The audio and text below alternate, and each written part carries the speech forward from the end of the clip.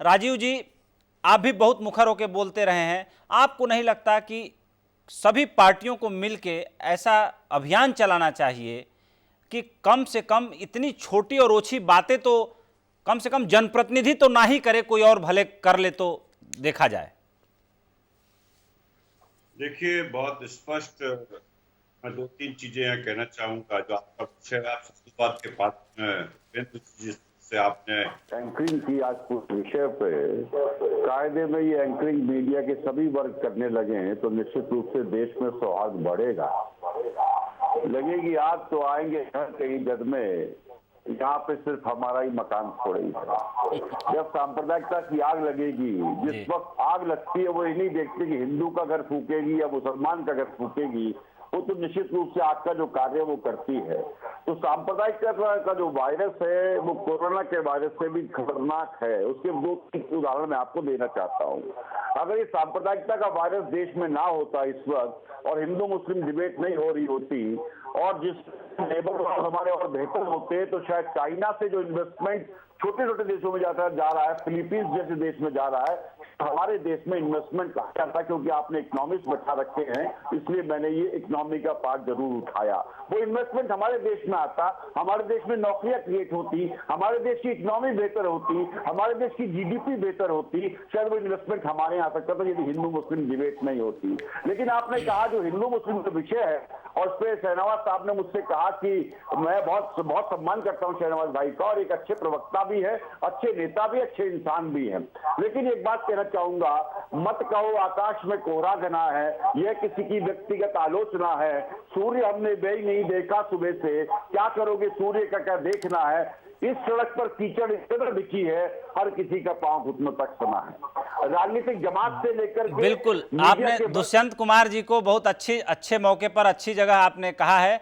राजीव जी, हिंदू मुसलमान जब भी होता है कहीं ना कहीं बीजेपी केंद्र में आ जाती है, कांग्रेस पार्टी उसकी आलोचना के लिए खड़ी होती है। आपको नहीं लगता कि अब वक्त आ गया है? मैं पिछले दिनों एक मैगजीन पढ़ रहा था जिसमें मैं कुछ आंकड़े आप लोगों के सामने रखना चाहूँगा कि 136 करोड़ की आबादी वाला देश पूरी दुनिया का प्रोडक्शन का सिर्फ 3% कंट्रीब्यूट करता है, जहां चाइना आज 28.8% यानी 29% पूरी दुनिया का प्रोडक्शन अकेले चाइना में होता है। 16.6% जो प्रोडक्शन होता है, मैन्युफैक्चरिंग होती है, वो अकेले अमेरिका में होती है। उसके बाद जापान जैसा छोटा देश तीसरे नंबर पे आता है, 7.2% का मैन्युफैक्चरिंग जापान करता है। उसके बाद जर्मनी आ जाइए, 6.8% की मैन्युफैक्चरिंग जो है अकेले जर्मनी करता है। उसके बाद आ जाइए दक्षिणी कोरिया। दक्षिणी कोरिया बहुत छोटा देश है लेकिन वो भी बहुत बड़ा कंट्रीब्यूशन, यानी कि 3.8% की मैन्युफैक्चरिंग अकेले दक्षिणी कोरिया करता है। और हम हिंदुस्तान होकर के सिर्फ 3%, पूरी दुनिया हमारे ऊपर सिर्फ 3% के लिए आश्रित है, यानी डिपेंडेंट है। ऐसी स्थिति में आपको नहीं लगता कि आज कोरोना महामारी के बीच हिंदुस्तान के सामने ये मौका भी है और ये चुनौती भी है कि हम 3% को 30% में बनाएं और आज दुनिया के सामने हम ये मिसाल पेश करें, क्योंकि सबसे बड़ी यूथ की जो आबादी है, जो पॉपुलेशन है, वो हमारे देश में है। ऐसी स्थिति में कांग्रेस पार्टी का भी बहुत बड़ा दायित्व बन जाता है। देश की प्रमुख विपक्षी पार्टी है, देश में करीब 60 साल से ज़्यादा समय तक कांग्रेस पार्टी ने राज किया है कि इस हिंदू मुसलमान के मुद्दे को ही सिरे से खारिज किया जाए और देश की तरक्की के लिए काम किया जाए। आपको नहीं लगता कि आज मान लीजिए पाल घर के मुद्दे पर सोनिया गांधी जी चुप हैं, इसको लेकर के एक चैनल लगातार दबाव बनाया जा रहा है कि वो बोलती क्यों नहीं। आपको नहीं लगता कि इतने बड़े नेता को 2 लाइन अपने मन की बात कहते हुए, निंदा करते उस बात को समाप्त कर देना चाहिए? देखिए, बहुत स्पष्ट मैं कहना चाहता हूँ, चाहे देश में हिंदू मरे या मुसलमान मरे, मरता तो इंसान है, मरता तो भारत का बेटा ही है, मरता तो भारतीय ही है, मरता तो हिंदुस्तानी है।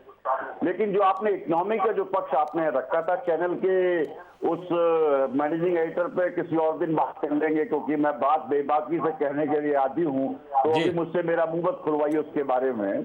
लेकिन मैं इकोनॉमी पे आ जाता हूँ। इकोनॉमी पे जो आपने बात कही, देखिए इतिहास को हम नकार नहीं सकते। इतिहास जो लिखा गया है, इतिहास जो रहा है, उसको हमें स्वीकार करना चाहिए। सन 1700वीं सदी में पूरे विश्व की जीडीपी में भारतवर्ष का कंट्रीब्यूशन 26% हुआ करता था और सन 1800वीं सदी में भारतवर्ष का कंट्रीब्यूशन 23% हुआ करता था। 1947 में मतलब 150 साल के इस अंतराल में अगर आप देखेंगे जब अंग्रेजों का शासन रहा तो भारत का कंट्रीब्यूशन 0.3% पूरे देश विश्व की जीडीपी में हुआ करता था, जो बढ़कर के आज 6.9% पूरे विश्व की जीडीपी में भारत का कंट्रीब्यूशन है।